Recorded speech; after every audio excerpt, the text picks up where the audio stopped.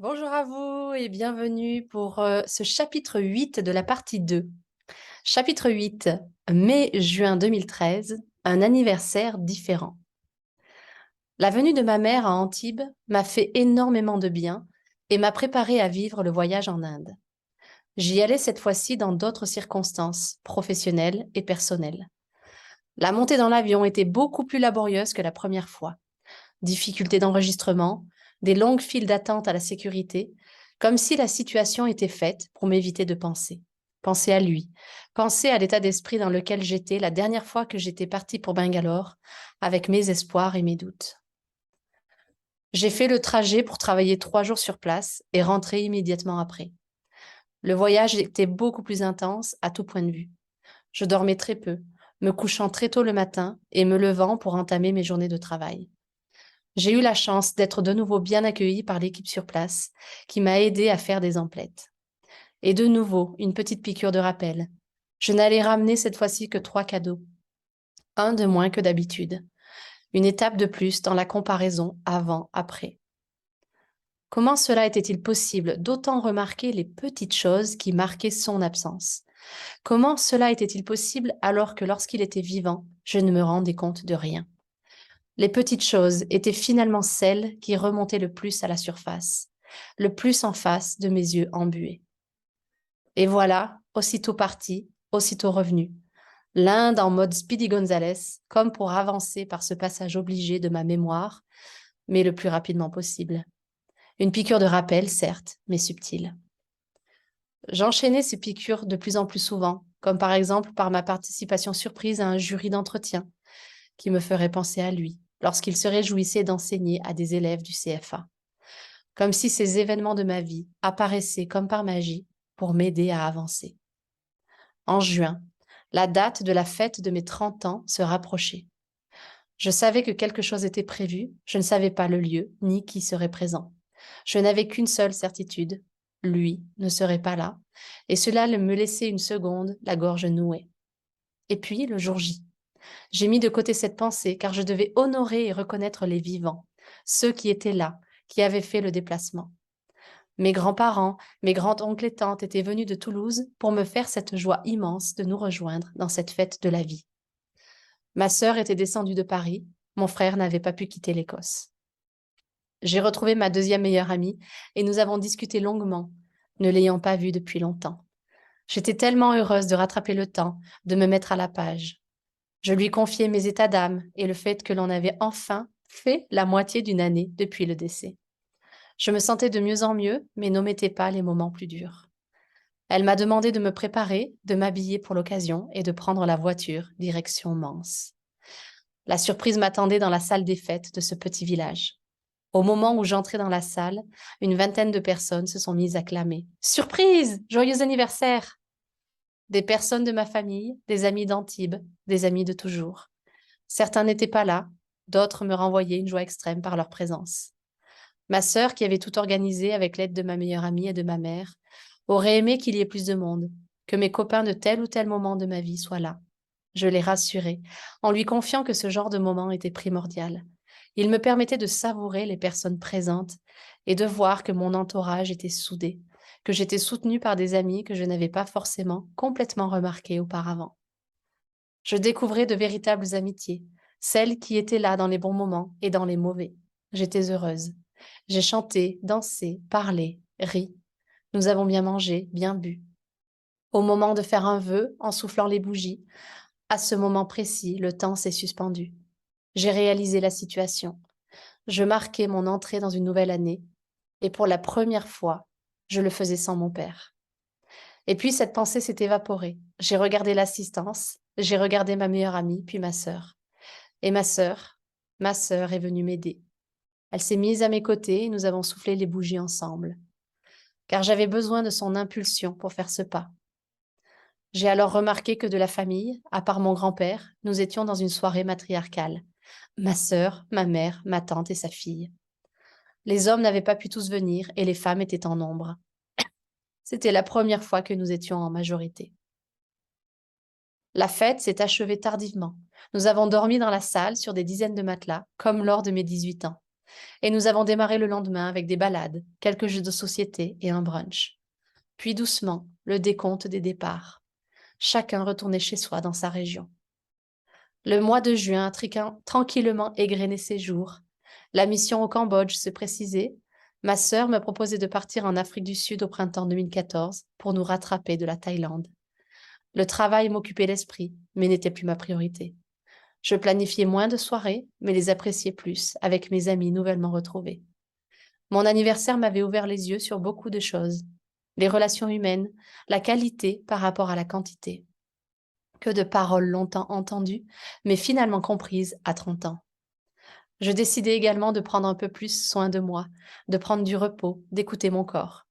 Je ressentais de plus en plus une certaine sérénité, d'être en phase avec moi-même, avec mes émotions et finalement avec l'acceptation du décès.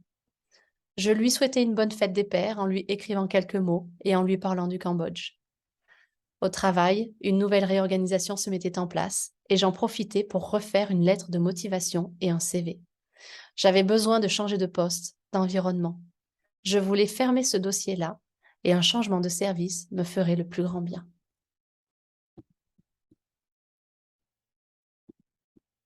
Voilà, voilà ce chapitre 8 qui est assez court hein, par rapport au chapitre précédent.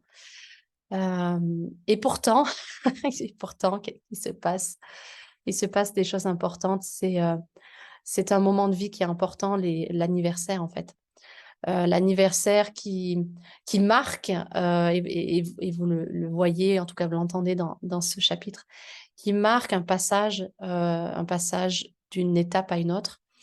Donc, mon anniversaire, la date réelle était donc en février, mais je n'ai pas vraiment fêté ça. Je n'ai pas vraiment célébré ce moment-là.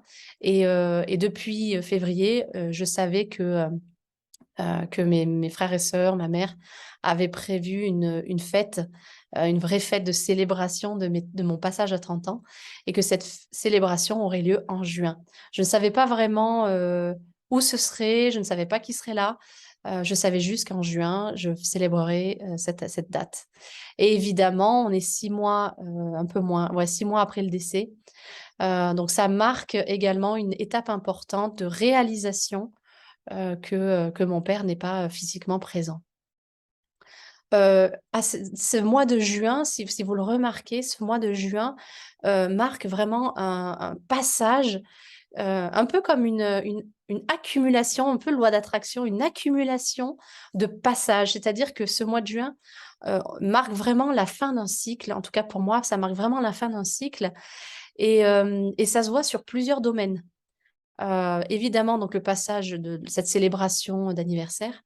Également, le voyage en Inde. Le voyage en Inde, si vous vous rappelez, dans la première partie du livre, hein, du récit, je parle de mon premier voyage en Inde qui se passe pendant que mon père est diagnostiqué malade.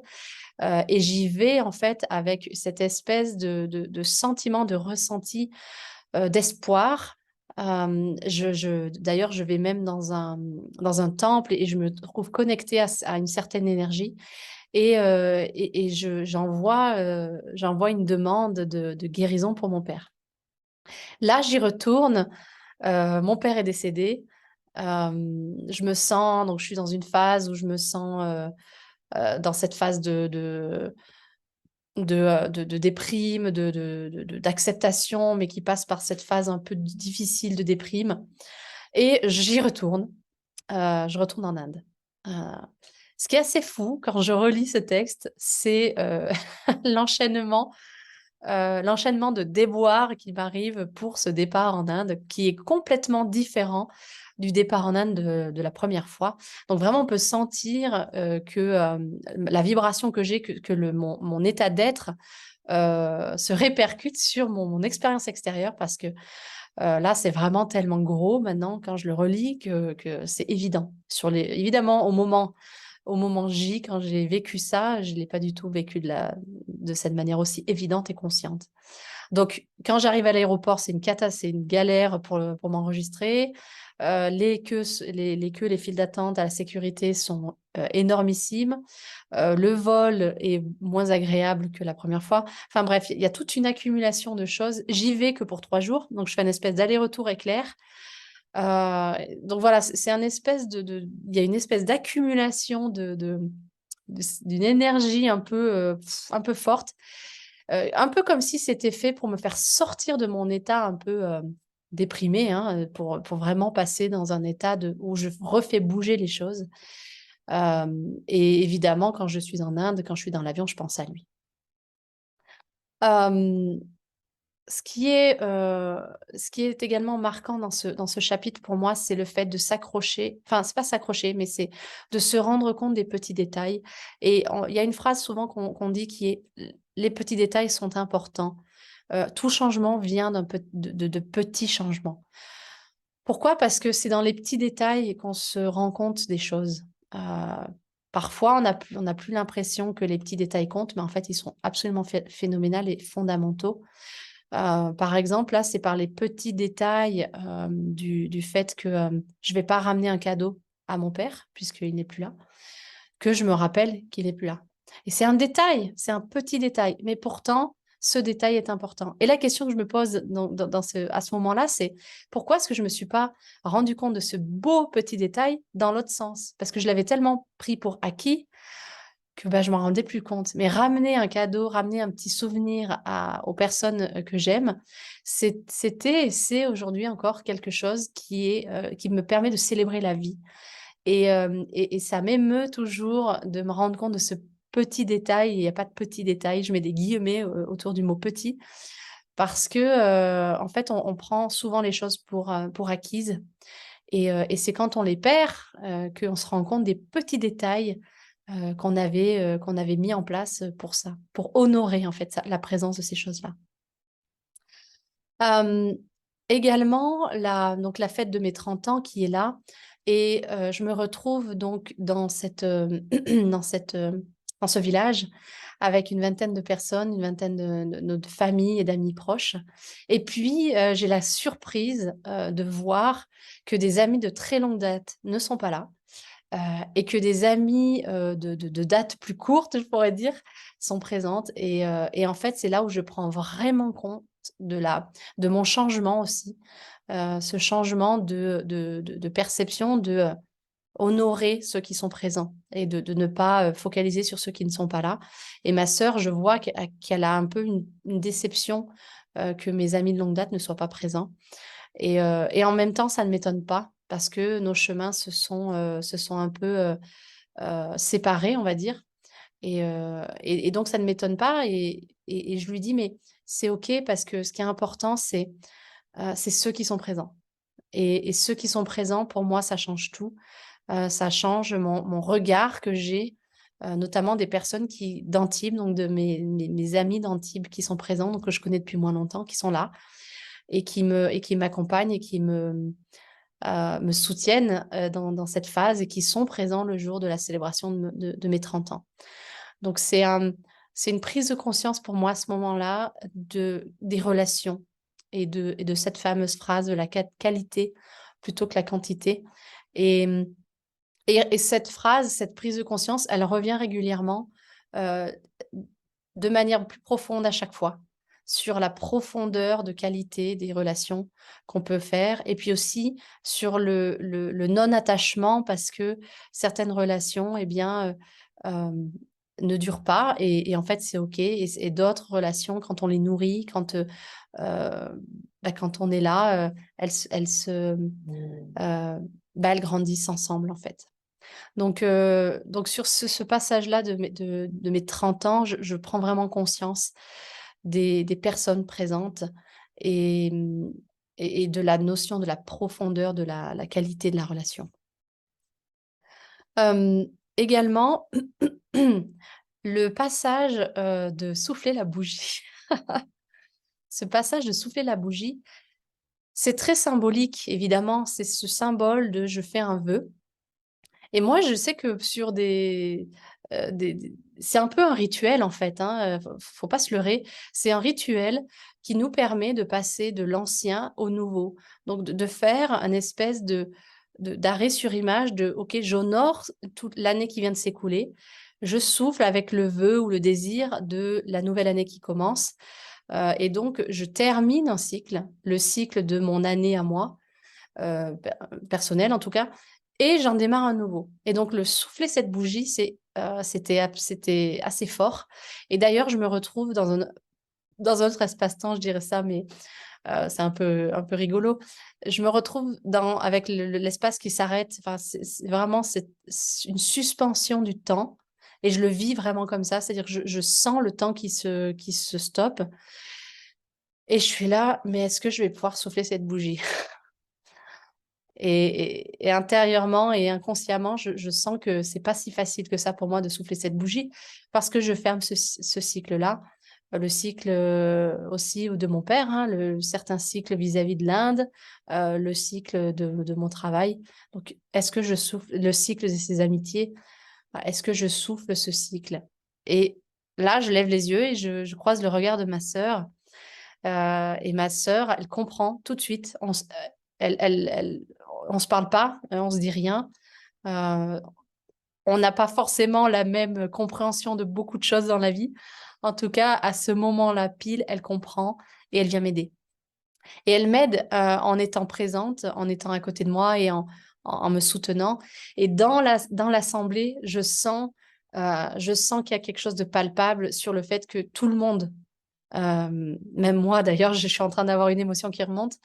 Tout le monde se rend compte de l'importance de ce passage, de ce soufflage de bougie par rapport à ce que je suis en train de vivre et par rapport au fait que je suis en train de vivre le premier anniversaire, en tout cas la première célébration d'un anniversaire sans lui, et que bah, j'entame une nouvelle année personnelle, mes 30 ans à ce moment-là, euh, en tout cas d'un point de vue complètement symbolique.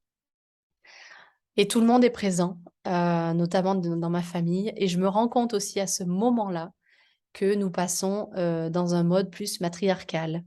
Euh, c'est la première fois que ça me saute aux yeux de cette manière-là, parce que mon frère n'est pas présent, mon père n'est pas là. Et puis, bon, mon grand-père est ici, mais ensuite, au niveau familial, les oncles, les tantes, il n'y a que les tantes qui sont venues. Enfin voilà. Donc en fait, on se retrouve avec une majorité féminine, une majorité de femmes. Et ça me permet de me rendre compte maintenant, c'est-à-dire 10 ans après, que en fait, à ce moment-là, donc c'est assez émouvant pour moi de m'en rendre compte maintenant, c'est qu'à ce moment-là, avec ce nouveau cycle, finalement, j'ai décidé de démarrer un cycle plus féminin, un cycle d'aller me reconnecter au féminin qui est en moi. Certaines personnes parlent de féminin sacré, moi je parle d'énergie féminine, d'aller me reconnecter à ça. Et en fait, tout mon cheminement depuis 10 ans m'a amené à aller me reconnecter à ça, à l'énergie féminine, et puis à la rééquilibrer avec l'énergie masculine qui est en moi. Et qu'on a tous, hein, d'ailleurs, énergie masculine, énergie féminine, on a tous ça en nous. Pour finir ce chapitre, eh bien voilà, pour continuer la fermeture des cycles, réorganisation au niveau professionnel. Et donc là, je décide, vraiment une décision intérieure de dire là, j'en ai marre en fait. J'ai envie de créer des nouvelles choses. Et donc, je décide de changer de service, changer de poste. Et donc, j'écris ma lettre de motivation et mon CV. C'est vraiment dans la foulée. Donc, c'est pour ça qu'il y a des périodes, soyez attentifs à ces périodes-là, parce que tout est cyclique. Comme les cycles de la nature, automne, hiver, printemps, été, automne, hiver, printemps, été. On a des cycles, ou comme dans des projets, il y a des cycles de germination d'idées, de maturation, et puis ensuite ça diminue, et puis ensuite il y a une phase de vide ou de deuil ou de mort ou réévaluation. Soyez attentifs à ça parce que eh bien, c'est important d'honorer les cycles, les fins de cycle, de s'en rendre compte, de faire une espèce d'introspection, de voir et puis de prendre des décisions pour ensuite lancer le mouvement du nouveau cycle qui démarre. Donc ce cycle se termine avec ce changement enfin en tout cas la lettre de motivation et le CV, changement de poste.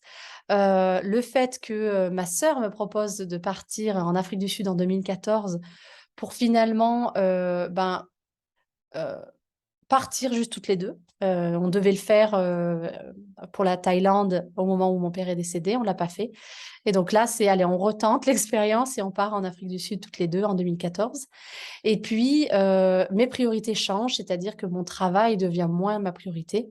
Ça m'occupe toujours l'esprit, mais ça devient moins ma priorité. Je choisis également de faire plus, de prendre plus soin de mon corps et d'aller plus dans de la qualité que de la quantité au niveau de mes soirées.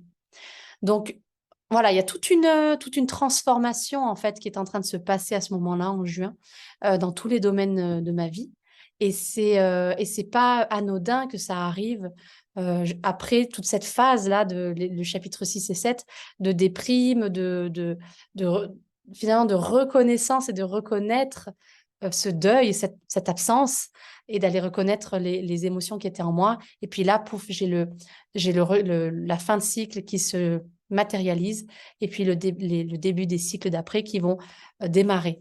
Et d'ailleurs, ça démarre avec le chapitre suivant qui va vous emmener au Cambodge, où là, vraiment, on entre dans un renouveau, un changement de regard. Voilà, je vous souhaite une magnifique journée, et puis je vous dis à bientôt.